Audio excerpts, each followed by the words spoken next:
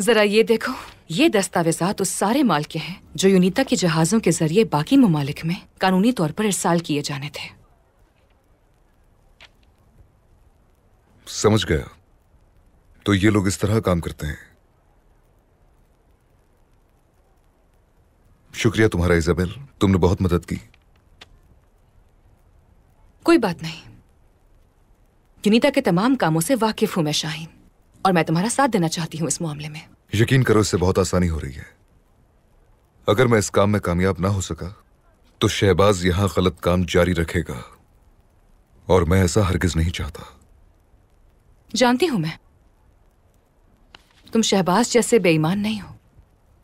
वो वैसे भी इस काम के लिए मौजू नहीं है, बल्कि ये काम तुम्हें संभालना चाहिए। सही कहा तुमने, शुक्रिया। यूनिता के मामलात में आज से तुम मेरे साथ काम करोगी।